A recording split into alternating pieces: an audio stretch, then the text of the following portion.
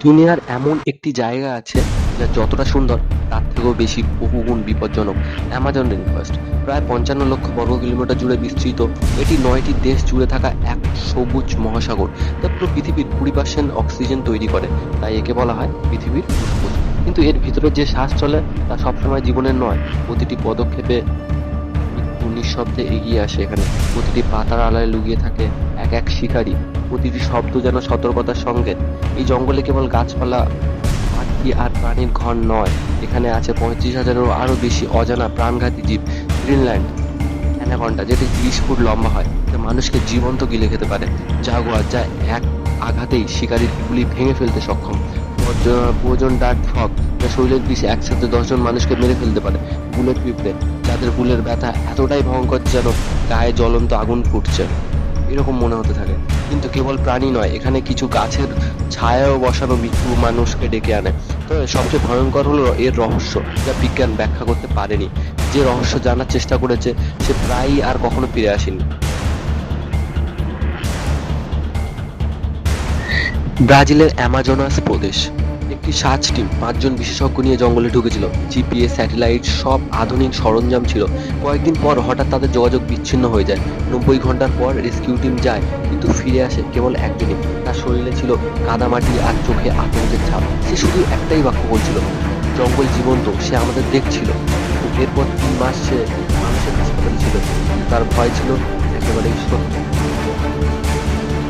আমাদের গভীরে আছে কিছু অজানা উপজাতি, যারা বাইরের পৃথিবীকে কখনোই দেখেনি, চেনেনি, এমনকি চিনতেও চায় না।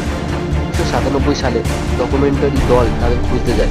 প্রথমে সব ঠিকই ছিল, কিন্তু কয়েকদিন পর অদ্ভুত শব্দ, ঢোলের আওয়াজ আর সতর্কবার্তা দেখা গেল।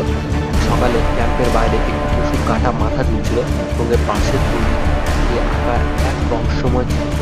গাইড বলছিল এটা একটা সতর্কবার্তা। কিন্তু তারা এগিয়ে যায়। এরপর যোগাযোগ বিচ্ছিন্ন হয় এবং বেঁচে ফেরে কেবল একজন ক্যামেরাম্যান।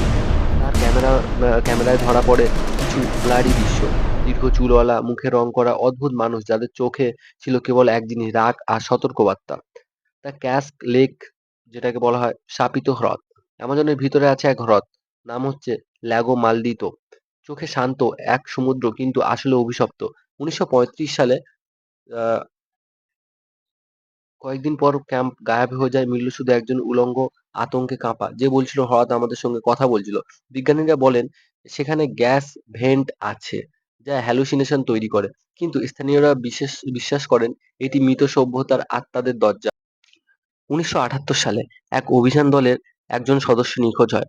পরে তাকে পাওয়া যায় একটি গাছের শিকড়ে জড়ানো অবস্থায়, যেখানে শিকড় মাংস গলিয়ে দিচ্ছে। তার চোখ খোলা ছিল, যেন মৃত্যুর সময়ও সে দেখছিল গাছ কিভাবে তাকে খাচ্ছে। একটি হারিয়ে যাওয়া গ্রাম। 1984 সালে স্যালফেনিপোনিয়ামে এক গ্রাম হঠাৎ অদৃশ্য হয়ে যায়। 127 জন মানুষ সহ পুরো বসতি।